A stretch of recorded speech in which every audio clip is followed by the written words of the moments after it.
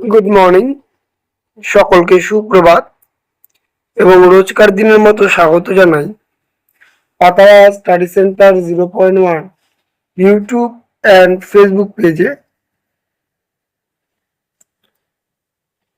আজ আমরা আলোচনা করছি পঞ্চম শ্রেণীর দ্বিতীয় পর্যায়ক্রমিক মূল্যায়ন পত্রের গণিতের একটি নমুনা প্রশ্নপত্র নিয়ে। এখানে তোমাদের জন্য কিছু গুরুত্বপূর্ণ শর্ট প্রশ্ন তুলে ধরা হচ্ছে এবং আশা করব সকলের এই ভিডিওটি ভালো লাগবে। তাই অতি অবশ্যই যারা প্রথমবার ইউটিউব চ্যানেল থেকে ভিডিওটি দেখছো সকলকে বলবো অবশ্যই ভিডিওটিকে লাইক ও কমেন্ট ও শেয়ার করবে এবং ফেসবুক পেজে দেখে থাকলে পেজটিকে ফলো ও শেয়ার করে তোমরা তোমাদের মতামত জানাবে। চলো তবে শুরু করছি আজকের ভিডিও। কতে বলেছে শূন্যস্থান পূরণ করো। এখানে কিছু নাম্বার দেওয়া রয়েছে, সেটা তোমরা বুঝে শুনে ভরে ভরে বিয়োগের মাধ্যমে তোমরা করবে, বিয়োগ করবে। তারপরে বলেছে শূন্যস্থান পূরণ করো। 12/11 33 ড্যাশ 60/ড্যাশ সমান সমান 88 ড্যাশ। গতে বলেছে লঘিষ্ঠ আকারে প্রকাশ করো। 144/120। তারপরে বলেছে ঘ নাম্বার 5/3 ও 25/4 মধ্যে কোনটি ছোট। উমতে বলেছে যোগ করো 4/1 যোগ 8/1 যোগ 16/2। উমতে বলেছে চিত্রটির মধ্যে কটি ত্রিভুজ আছে তার সংখ্যাটি লেখো।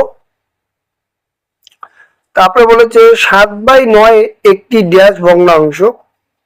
বর্গের যতে বলেছে 5/27 মিশ্র ভগ্নাংশে পরিণত করো। ঝতে বলেছে কোনো বর্গক্ষেত্রের পরিসীমা 40 মিটার হলে বাহুর দৈর্ঘ্য কত। তারপরে বলেছে সত্য বা মিথ্যে লেখো। 15/6 এর লঘিষ্ঠ আকার হলো 5/3। তারপরে গতে বলেছে বোট মাস নিয়মে এর অর্থ কি। ঘতে বলেছে বোট মাস শব্দটিতে ডি এর অর্থ কি। তারপরে বলেছে ঠিক না ভুল উল্লেখ করো। 3/9 সমান সমান 9/3। তারপরে বলেছে 6/3/5 কি ধরনের ভগ্নাংশ। তারপরে ছতে বলেছে রেখাংশের প্রান্ত বিন্দু কটি। বর্গের যতে বলেছে 20.05 টাকা বলতে তুমি কি বোঝো। ঝতে বলেছে 7 বর্গ কত। ইহতে বলেছে সঠিক উত্তরটি লেখো। 100/5 সমান সমান, এখানে অপশন দেওয়া রয়েছে দুটি, সেটি নিয়ে কোনটি হবে সেটি বাইসে নিয়ে লিখতে হবে।